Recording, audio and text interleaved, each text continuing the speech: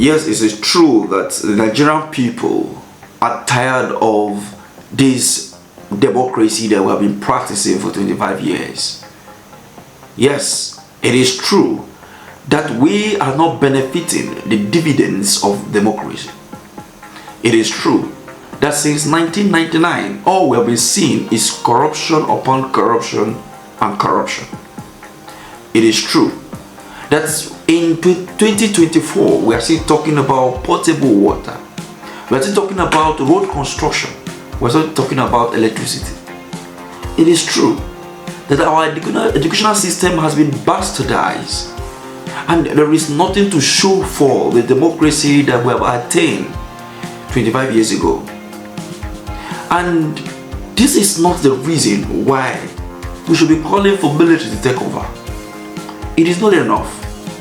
Yes, I said it is not enough. Because within these 25 years of the democratic practices in Nigeria, how has the military conducted themselves in the face of the problem and the challenges that we find ourselves within this period? We saw within the last 9 years of this APC-led government. Let's not even talk about the 16 years of PDP, but the last 9 years of APC-led government, we saw how the military conducted themselves. The NSAS protest, now the End Bad Governance protest. People are being killed left, right, and center, and even the military demanded that these protests should not gain any form of media coverage. Can you imagine? The armed forces and the entire military security agencies will not stand by and see that to continue. So we want to warn those that are recalcitrant, those that don't want to listen, that will not fold our hands and see our country to be destroyed. We will take action, and the action we'll take it professionally. Anyone that is caught will be taken to the courts to be dealt with. I noticed throughout yesterday all the stations were hooked up to the occasion. This is not an election thing. Don't give them that coverage for them to feel, because there are some of them are looking for just moments of, being on the screen. So is this the same military that you are calling upon to take over from the democratic elected government? Yes, we understand the frustration from Nigerians. It is true that people are hungry.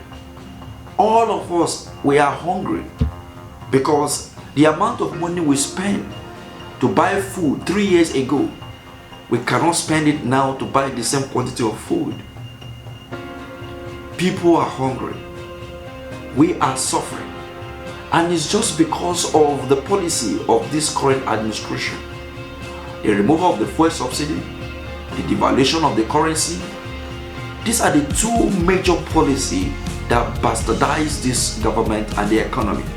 But then, personally, I will appeal to my viewers and Nigerians as a whole, that by the press briefing given by the Chief of Defense Staff, barely 24 hours later, you can now see the mayhem caused by the security agency in Nigeria, in Abuja.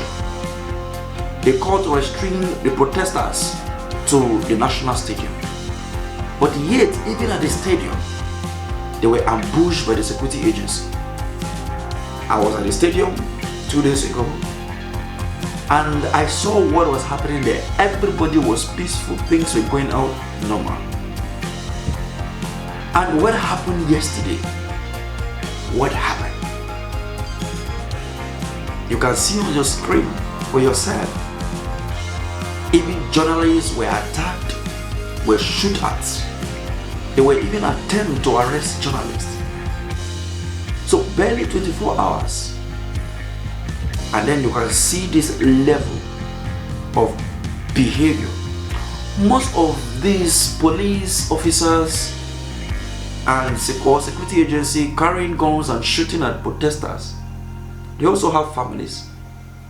Their children may be even in the midst of those protesting. Some of them might have even borrowed money from these online apps. Some of them may be owing their landlords and landladies. Most of them may be suffering from one ill health or the other. Haven't we seen where retired police officers are crying, running to, human rights radio, running to human rights activists and asking them for help? Their pensions not being paid. Haven't you seen retired army officers crying for help? These are the issues why people are on the street protesting. But it seems like these people don't really understand what is actually going on.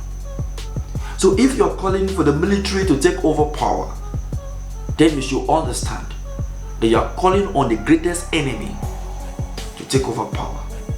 And if they cannot say no to a civilian government when being ordered to kill you because you are demanding for good governance, what makes you believe that if they do worse, they will listen to your cry?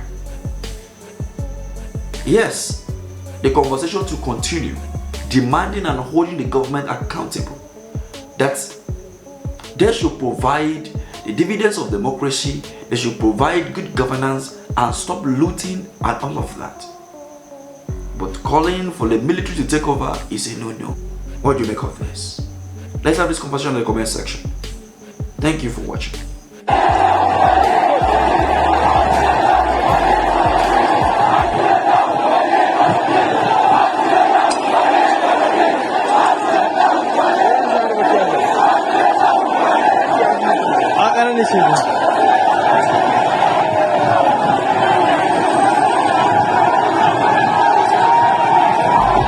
Wannan shi ne police ɗin da ya kashe mana mutane sama da mutum 8 a unguwarmu, da wanda ya ji da wanda bai gani ba, wanda ake mana mulkin kama karya. Allah kai mana maganin.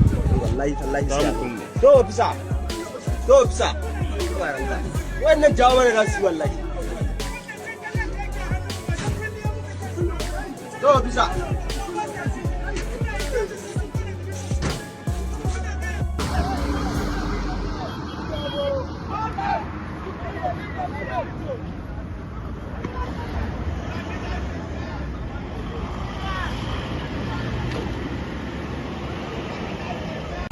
Fight